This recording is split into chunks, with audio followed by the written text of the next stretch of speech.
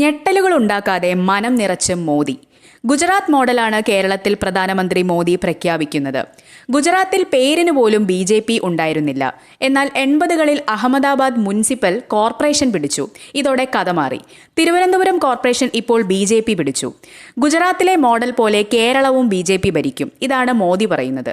വികസിത കേരളത്തിൽ കൂടി മാത്രമേ വികസിത ഭാരതം പൂർത്തിയാക്കാനാകൂവെന്ന് പ്രധാനമന്ത്രി നരേന്ദ്രമോദി പ്രഖ്യാപിക്കുകയാണ്. ജനങ്ങൾക്ക് വേണ്ടി കേന്ദ്ര സർക്കാർ നടപ്പിലാക്കിയ പദ്ധതികൾ എണ്ണിപ്പറഞ്ഞായിരുന്നു അദ്ദേഹത്തിന്റെ പ്രസംഗം. എന്റെ സുഹൃത്തുക്കളെ എന്ന് മലയാളത്തിൽ സംബോധന ചെയ്തായിരുന്നു പ്രസംഗം. മേയർ VV രാജേഷിനെ തന്റെ പഴയ സുഹൃത്ത് എന്നാണ് പ്രധാനമന്ത്രി വിശേഷിപ്പിച്ചത്. കേരളത്തിന്റെ വികസനത്തിന് ഇന്നു മുതൽ പുതിയ ദിശാബോധം നൽകുമെന്ന് പ്രധാനമന്ത്രി പറഞ്ഞു. വികസിത ഭാരതത്തിനായി രാജ്യം മുഴുവൻ ശ്രമിക്കുകയാണ്. നഗരത്തിലെ പാവപ്പെട്ട കുടുംബങ്ങൾക്കായി സർക്കാർ ഒത്തിരി കാര്യങ്ങൾ ചെയ്യുന്നുണ്ട്. നിരവധി പദ്ധതികൾക്ക് പ്രധാനമന്ത്രി തുടക്കം കുറിച്ചു. ശ്രീചിത്രയിൽ റേഡിയോ ചികിത്സാ സെന്ററിന് തറക്കല്ലിട്ടു. അമൃത് ഭാരത് ട്രെയിനുകൾ ഫ്ളാഗ് ഓഫ് ചെയ്തു. കേരളത്തിൽ 3 അമൃത് ഭാരത് ട്രെയിനുകളാണ് ഫ്ളാഗ് ഓഫ് ചെയ്തത്. PM ശ്രീയെ കേരളം എതിർക്കുന്നതും ചൂണ്ടിക്കാട്ടി. തലസ്ഥാന നഗരത്തിലെ BJPയുടെ വിജയം ഐതിഹാസികമാണെന്ന് മോദി പറഞ്ഞു.